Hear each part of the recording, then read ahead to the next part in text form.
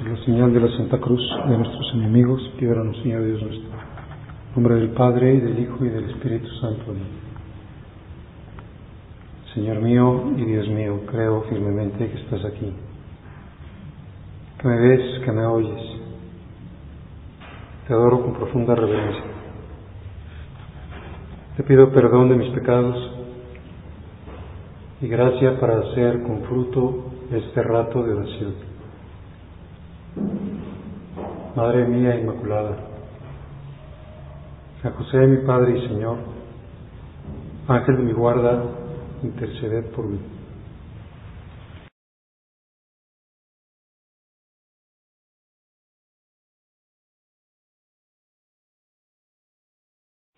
Ayer, 15 de octubre, celebramos la memoria litúrgica de Santa Teresa de Jesús, Santa Teresa de Ávila. Y hoy, 16 de octubre, celebramos también a otra gran santa, que no es doctora de la Iglesia, pero sí es depositaria de una maravillosa revelación, Santa Margarita María Alacoque, la vidente de las apariciones del Sagrado Corazón de Jesús. Santa Teresa es del siglo XVI, Santa Margarita del siglo XVII, y pues una escribe mucho, otra prácticamente no escribe nada. Una muere ya mayor y otra en plena juventud. Pero como siempre podemos decir, bueno, ¿y qué cosa tendrán en común? ¿Qué mensaje podemos extraer de sus vidas y de sus enseñanzas? Porque como sabemos, los santos son un lugar teológico, es decir, es una manera que tiene Dios para manifestarnos los misterios del reino de los cielos, para enseñarnos, para alentarnos, para asegurar que en esta vida se puede conseguir la eternidad. Por eso es muy bueno leer biografías de santos, estar viendo que además Dios no se repite, aunque tenga siempre una línea común, que aparece muy clara en estas dos santas,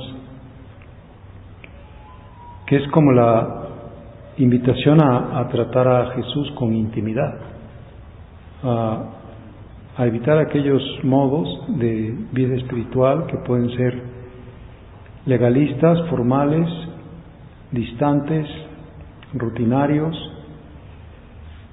pues que corren incluso el peligro a veces de como desviarse, porque podemos en ellos buscar una especie de autoperfeccionamiento, estar mirándonos demasiado a nosotros mismos, estar viendo fundamentalmente nuestra lucha, nuestras virtudes, cuando lo importante es mirar a Jesús, atenderlo a Él, amarlo a Él, estar con Él, permanecer con Él, unirnos a Él, transformarnos en Él. Porque siempre tenemos ese riesgo que experimentaba de manera muy importante Santa Margarita en su siglo, que es el siglo donde aparece la herejía jansenista que pretendía eso, una herejía que surge digamos con buena intención, porque en esa época, como sabemos, los monarcas y los nobles y todo el mundo era católico, y sin embargo llevaban unas vidas muy disolutas, y entonces la reacción es como echar en cara aquella vida disoluta con una vida muy exigente, muy estricta, pero al mismo tiempo como muy soberbia. La José María decía aquello, que eran esas mujeres jansenistas, esas monjas jansenistas, puras como palomas, pero soberbias como serpientes. Habían buscado su automejoramiento, su autoperfección. Y entonces Jesús se aparece manifestando su corazón, como diciendo, aquí está el centro del amor que ha redimido al mundo. y es un horno encendido de amor. Santa Teresa vivía en una época que estaba dominada por el miedo a ser condenado por hereje, ya que estaba haciendo estragos la herejía protestante y después el cisma anglicano, pero sobre todo la herejía luterana, y todo aquel que había como una leve sospecha de luteranismo pues era condenado al calabozo, a veces a la hoguera. Y Santa Teresa habla de que el modo de dirigirse al Señor es con el trato de amistad. No es otra cosa oración que tratar de amistad, estando muchas veces tratando a solas con quien sabemos nos ama. Esa es la vida espiritual, es un trato amoroso, es un trato cercano, un trato con una persona viva, directo, de corazón a corazón, de intimidad a intimidad, de amor a amor, de ilusión a ilusión. Porque siempre tenemos el riesgo no solo de perder ese trato íntimo con el Señor, sino también como de hacer nuestra fe muy vaga, muy vaporosa.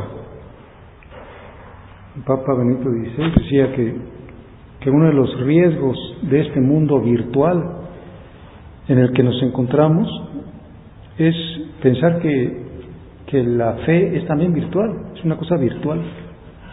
Por ejemplo, en este mundo virtual yo puedo, ver una película en mi aparatito, pues que fue filmada en 1954 o 1946 o lo que sea, y decir, bueno, pues estos actores que están aquí, pues si ninguno vive, aquí yo los veo moverse, pues jóvenes, guapos, han pasado 60 años y por supuesto que ni están ya vivos, ni jóvenes, ni guapos, porque están hechos unos cadáveres. Y por lo tanto, pues así es la realidad es virtual. No, es que eso no es la fe. O sea, Jesús no es una figura que se pierde en la historia. Está presente, está con nosotros, está comunicando, actuando, invitándonos. Está vivo. Por eso Santa Teresa es nombrada doctora, porque enseña este modo de oración.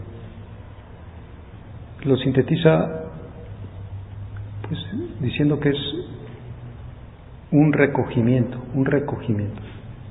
En esto se parece a las apariciones del Sagrado Corazón. O sea, recógete. ¿Dónde vas a hacer el encuentro? Dentro de ti, no fuera de ti. Recógete.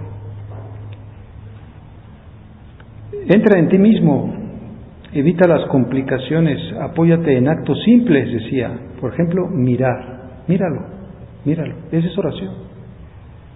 Estar mirando a Cristo. O admirar, me asombro de que tengo aquello que dice San José María del dulce sobresalto. Me sorprende, me entusiasma encontrármelo. Me admiro, admirar. Y luego dice callar. Pues sí, cállate, porque es mucho más importante lo que vayas a oír. O simplemente, aunque él también esté callado, pues estás mirándolo. A veces si hablamos demasiado, si leemos demasiado, si pensamos demasiado, si programamos demasiado, pues estamos perdiendo el sentido profundo de la oración, que es el trato de amor. Tratar de amistad, el sentido más alto. Y luego dice, dejarse mirar por los ojos de Cristo. Porque, como dice el Catecismo, su mirada purifica el corazón. Santa Teresa está hablando de este modo de orar, que es la contemplación, que a ella no le gustaba el modo de meditación, decía que le quebraba la cabeza. Bueno, no se trata de despreciar el modo de meditar, sino es que voy a buscar una luz o un propósito, pero no es el modo último, porque ese modo es un modo que se queda en los medios. Tengo que llegar al fin, tengo que descansar. que tengo que estar en Él, tengo que estar en Cristo, no en mí. Por eso dice dejarse mirar por los ojos de Cristo. Es el camino hacia la contemplación. Y luego dice hay que mirar el misterio de Cristo. La oración es ver sus misterios, verlo a Él,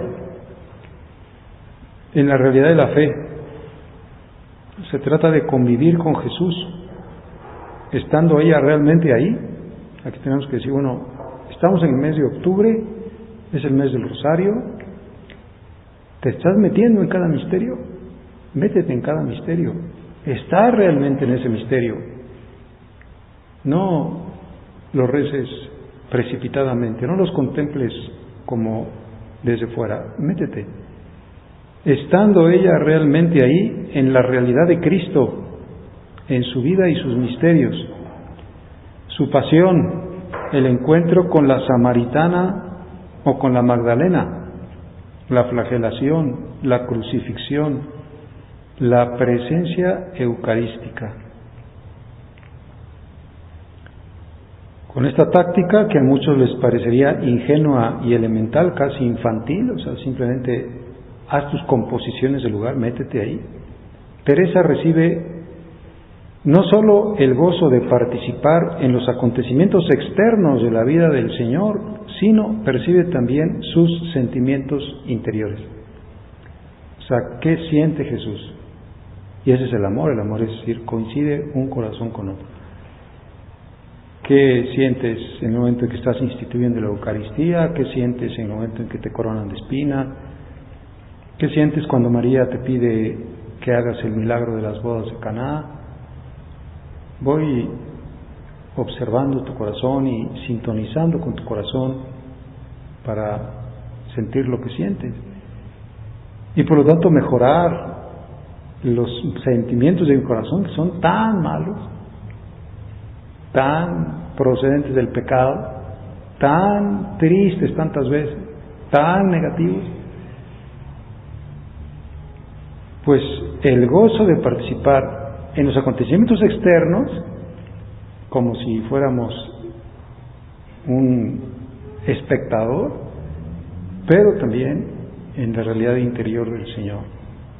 Como decía el Papa Benedicto Juan Pablo II, que pudiéramos tener la manera de contemplar los misterios de Cristo desde el corazón de María, con el corazón de María.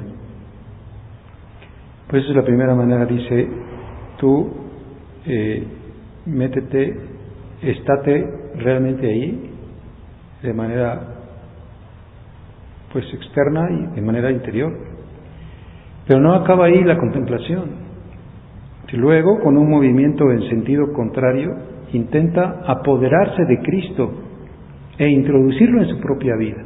Esto sí es una cosa que podemos hacerlo en cada momento sin necesidad de imaginarnos nada, no imaginarnos ningún misterio de la vida de Cristo, sí imaginarnos su presencia, pero ya en nuestra vida, o sea, como sácalo del libro, sácalo del Evangelio, introdúcelo en las menudencias del acontecer cotidiano, con una permanente presencia del Cristo vivo. Estoy conviviendo, compartiendo mi existencia, y por tanto todo lo que estoy haciendo lo confronto. Ahora que le hicieron al Papa Francisco esa entrevista de la revista de los jesuitas, la Civiltà Católica, le dijeron, bueno, y como que cuál es más o menos, como cuál es su línea y qué es lo que puede usted pues decir que le ha aportado la espiritualidad de los jesuitas. El Papa dice, pues lo podría sintetizar en una palabra, que es la palabra discernimiento. Discernimiento. ¿Qué quiere decir discernimiento? Pues quiere decir saber lo que tengo que hacer porque estoy escuchando la voz de Dios. Estoy escuchando la voz de Cristo. Entonces tengo discernimiento. No estoy yo haciendo las cosas porque se me ocurren. Como dice, pues, sugiero que todas los conventos y las casas de religiosos que estén vacías porque tristemente hay pocas vocaciones, se ofrezcan a los migrantes como sedes de acogida a los migrantes. ¿Y cómo se le ocurrió al Papa decir eso? Pues discernimiento. O voy a dedicar el próximo 12 de octubre a hacer una consagración de la humanidad al corazón inmaculado de María, una jornada especial. ¿Y cómo se le ocurrió esa idea? Discernimiento. Y voy a hacer estos cambios en la curia y voy a tener estos asesores, 8 cardenales, discernimiento. Yo no hago nada sin antes buscar esa comunicación. Muy bien. Entonces la contemplación se vuelve también meditación. Ya que estoy con Él, pero con Él, o sea, no con mis pensamientos. Una vez que lo he hecho presente, que lo estoy viendo cara a cara, le pregunto y Él entonces me contesta. Y mi vida entra por donde debe. No anda, ahora sí que haciendo lo que se le ocurre, decidiendo lo que se le ocurre, contestando como se le ocurre, reaccionando de una manera humana o mezquina o egoísta.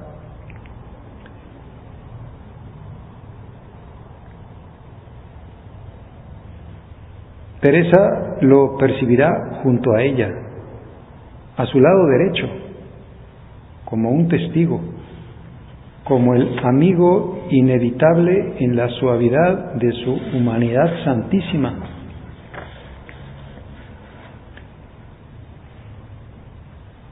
Es, por tanto, un ejemplo eximio de cristocentrismo espiritual.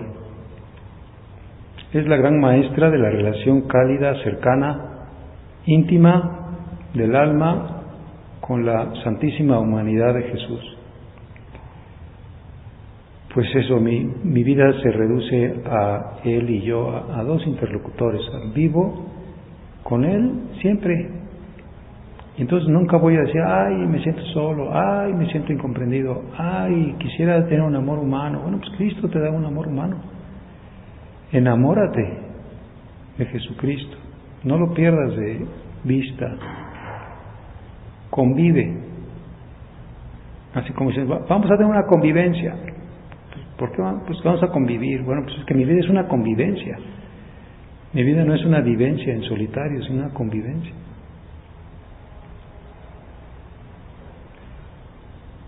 Y como decíamos, ella vive en unos tiempos que dice tiempos recios, porque hay mucha sospecha de herejía y su modo de oración se le impugnó. Le decían que llegaba un momento en que en la vida espiritual había de prescindirse de toda realidad sensible y quedarse solamente con la divinidad. Y dice, ¿les parece a estos que como esta obra de oración es toda de espíritu, cualquier cosa corpórea la puede estorbar o impedir? Y eso es lo que me han contradicho y dicho que yo no lo entiendo, porque son caminos por donde me lleva nuestro Señor. Y dicen que cuando ya se han pasado de los principios es mejor tratar las cosas de la divinidad y huir de las corpóreas, y a mí no me harán confesar que es buen camino. Pero no, yo no voy a prescindir de las cosas corpóreas, yo no voy a tener miedo a la humanidad de Cristo, como si fuera una cosa extraña o rara. Por eso podría decir ella, qué buen amigo hacéis, Señor mío, qué bien me la paso contigo. Pues esa es la invitación que tenemos todos. El Papa Juan Pablo II, cuando fue a Ávila, ahí donde fundó ella su primer convento, el convento de San José, decía, vale también en nuestros días, esta doctrina dice, contra algunas técnicas de oración que no se inspiran en el Evangelio, por ejemplo, las técnicas orientales, las técnicas de meditación trascendental, y que prácticamente tienden a prescindir de Cristo a favor de un vacío mental que no tiene sentido dentro del cristianismo. Toda técnica de oración es válida en cuanto se inspira en Cristo y conduce a Cristo, el camino, la verdad y la vida. Por eso es doctora y es maestra pues universal, es maestra sobre todo de este modo de orar. Es que toda técnica de oración tiene que inspirarse en Cristo. Es el camino, tengo que recorrer ese camino, tengo que pisar ese camino. Con Él estoy en la verdad, me ayuda a estar en el discernimiento y me está dando vida, no vida física, biológica, ni tampoco vida puramente racional como podría tener un sabio, sino ese motorcito interior, pues que no está como atorado, que no está descompuesto, o sea, tengo un mundo interior, vivo con el resucitado, está siempre presente.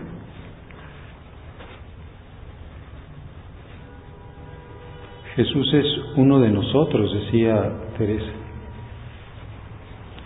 y nos ha simplificado muchísimo el modo de orar,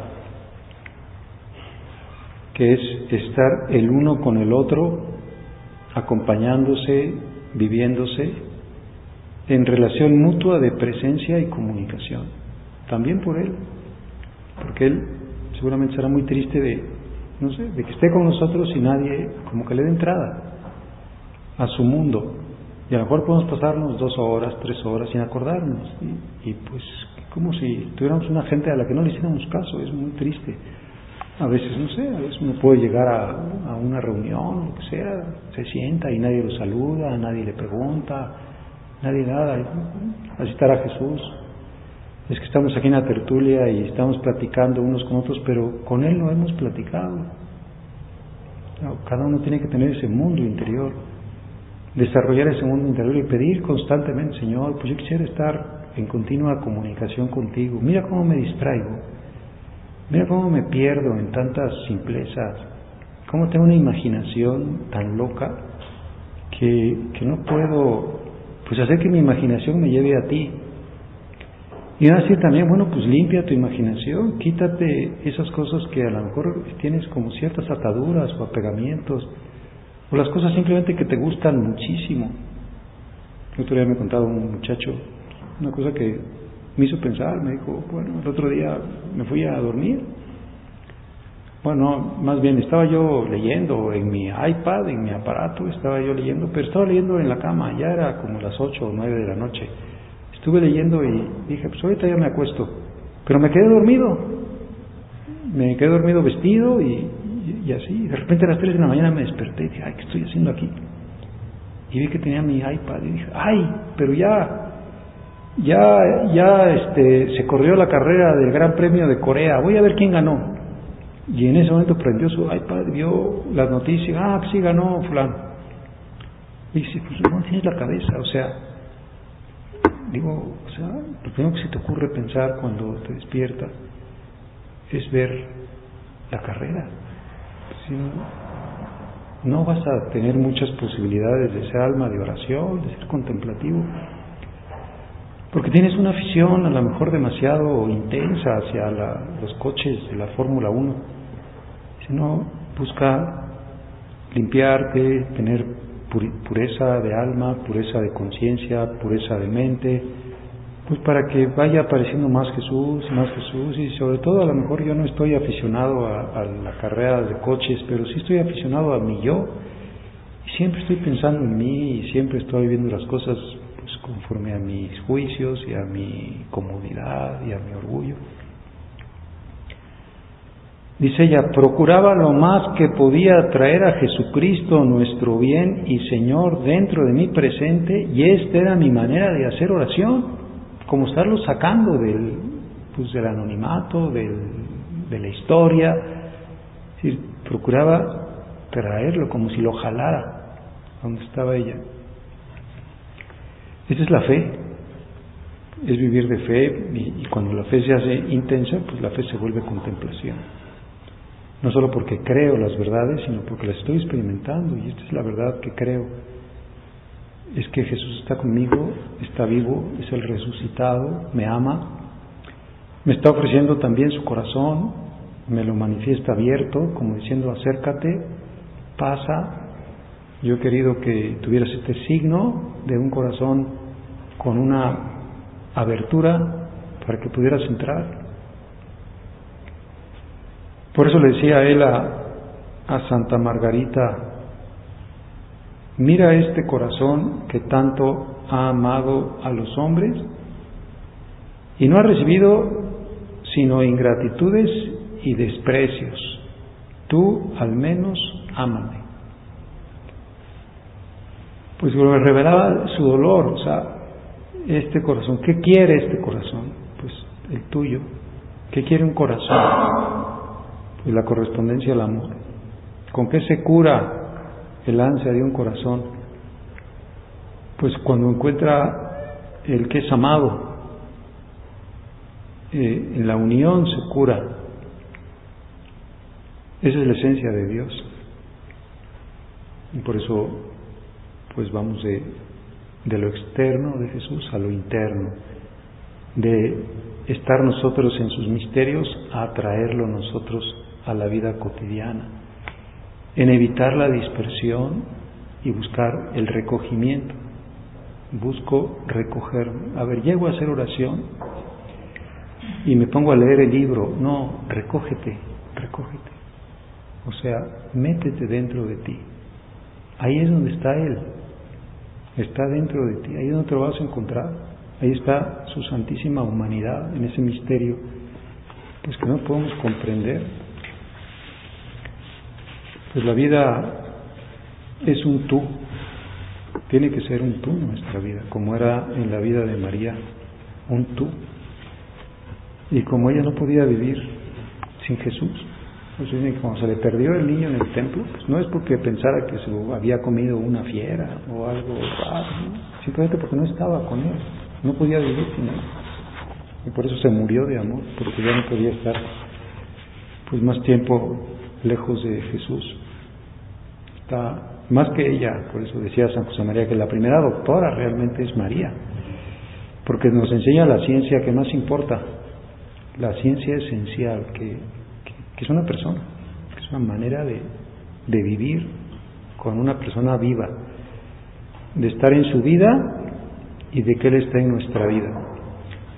Pues que nos ayude María, maestra en la contemplación, maestra en este modo pues maravilloso de poder también nosotros consolar a Jesús, que ha querido manifestarnos ese signo tan elocuente de su corazón abierto.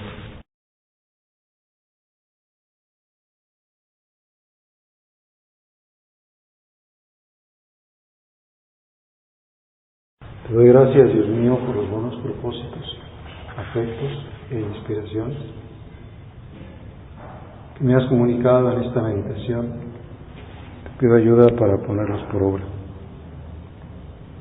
Madre mía Inmaculada, San José, mi Padre y Señor, Ángel de mi guarda, interceded por mí.